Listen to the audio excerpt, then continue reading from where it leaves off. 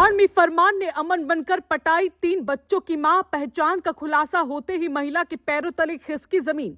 Instagram ID का सहारा लेकर फरमान ने रची थी साजिश। ऑनलाइन रिश्ते के जाल में पहले पूरी तरह फंसाया, फिर कमरे में बुलाया, धर्म परिवर्तन का दबाव बनाया। पत्नी और फरमान को साथ देख पति ने की पकड़ने की कोशिश, लेकिन फिल्मी अंदाज में भाग निकला आरोपी। थाने जाकर पति ने दर्ज कराया लव जिहाद का केस। उत्तराखंड का चक्राता, जहां एक महिला, 3 बच्चों की मां और एक पूरा परिवार अचानक एक ऐसी जाल में फंस गया जिसे पुलिस अब गंभीर अपराध मानकर जांच कर रही है। कहानी शुरू होती है एक इंस्टाग्राम आईडी से। नाम था अमन तोमर। एक आम सा नाम, एक भरोसेमंद पहचान और शायद यही सबसे बड़ा हथियार भी। धीरे धीरे बातचीत शुरू हुई, फिर चैट, फिर कॉल और फिर वो हुआ जो अक्सर ऐसी कहानियों में होता है।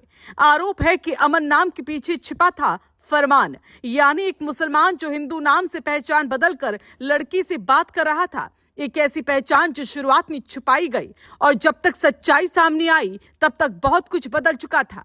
पति का आरोप है कि उसकी पत्नी, जो 3 बच्चों की मां है, वो इस ऑनलाइन रिश्ते के जाल में पूरी तरह फंस चुकी थी और जब आरोपी को यकीन हो गया कि अब वो महिला उसके प्रभाव में है, तभी उसने अपनी असली पहचान सामने रखी। लेकिन कहानी यहीं खत्म नहीं होती। आरोप ये भी है कि इसके बाद शुरू हुआ दबाव, धर्म परिवर्तन का दबाव। एक ऐसा आरोप जो पूरे मामले को और ज्यादा गंभीर बना देता है। 21 मई एक तारीख जिसने इस कहानी को मोड़ दिया। महिला अपने मायके गई हुई थी, पति को कुछ शक हुआ और वो भी वहां पहुंच गया और फिर जो उसने देखा उसने पूरे परिवार को हिलाकर रख दिया।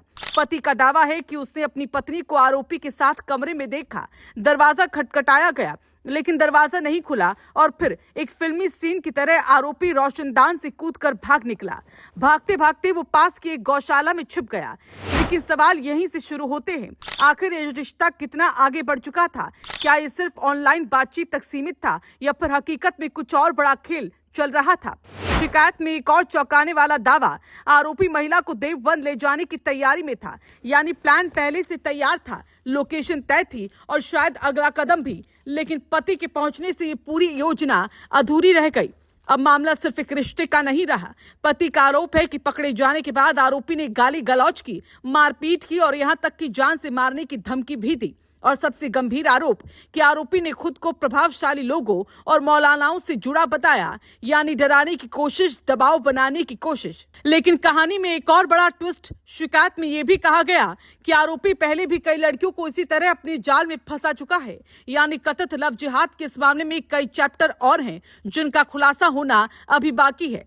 सोशल मीडिया, व्हाट्सएप कॉल और फिर निजी फोटो वीडियोस के जरिए ब्लैकमेल। हालांकि ये दावे अभी जांच के दायरे में हैं और पुलिस ने इनकी पुष्टि नहीं की है।